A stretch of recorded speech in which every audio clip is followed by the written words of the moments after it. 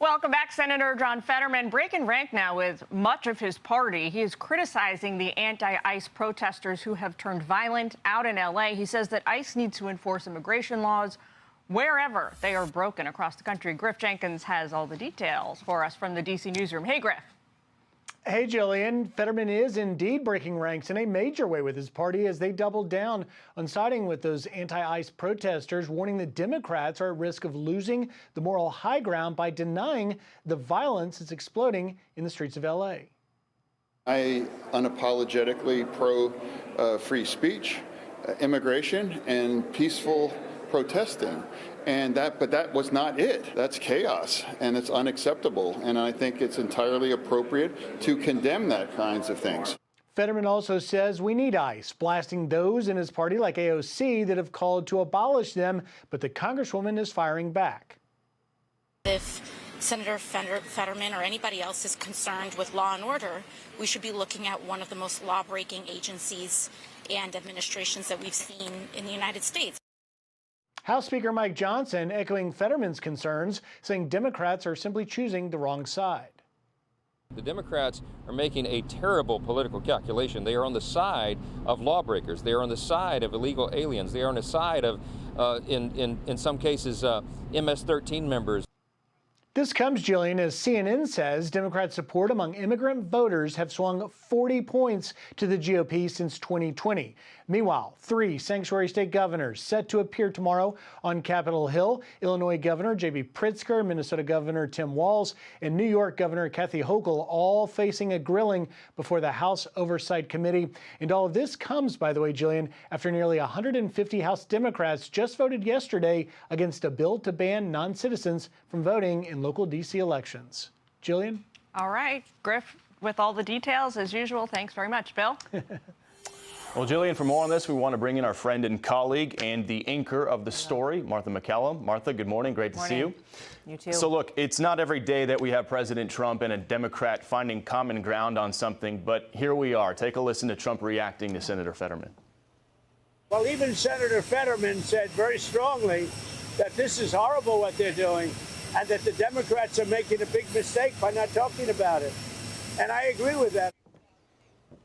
Martha, Senator Fetterman, he was one of the only Democrats being outspoken about the border, and it seems like his party still isn't listening to him. I think watching Senator Fetterman has been an interesting lesson for all of us from the very beginning of his candidacy for the Senate to now. And he is someone who speaks his mind very clearly.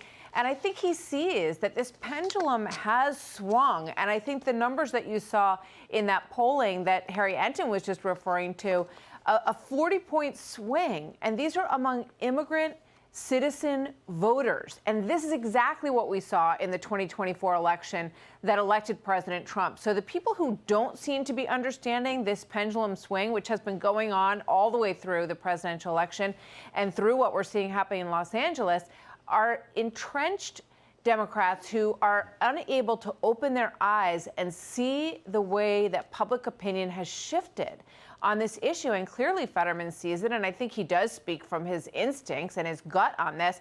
The other thing is that when you talk to people in Los Angeles, which you have done a lot of, Bill, so many of the people that are impacted by these riots and the protests and everything in between that got so out of control are the people who own businesses there. Many of them are Latino business owners who say, look, I came here. I am a citizen. I do not want these people ripping up the sidewalk in front of my store or my shop and throwing it at police officers. Yeah, it's bizarre watching some of these rioters thinking that setting Waymos on fire and looting an Apple store is somehow going to stop ICE. You mentioned the polling. Take a look at this recent one out of Marquette Law School. It shows that 2/3 of Americans, 66% right now, favor deporting illegal immigrants from the United States. Martha, this has been a losing issue for Democrats. It was one of the key pieces of the 2024 campaign. They just don't seem to be listening. You know, I'm glad you brought up that number. It's a very strong number to look at in terms of this argument, 66%. And this isn't talking about the worst of the worst. The question wasn't phrased that way. Says that undocumented immigrants do not, they want them to be sent back to their country. And some of those people waving Mexican flags in Los Angeles seem to be waving their own advertisement for being sent back. There is an offer on the table still, which you know better than anybody, Bill, $1,000 if you decide to self-deport. And I think one of the reasons that you're seeing this aggressive move in California right now by the White House is that that offer is on the table. I think they want more people to take advantage of that offer, and they're hoping that some of this pushback will bring that result for them.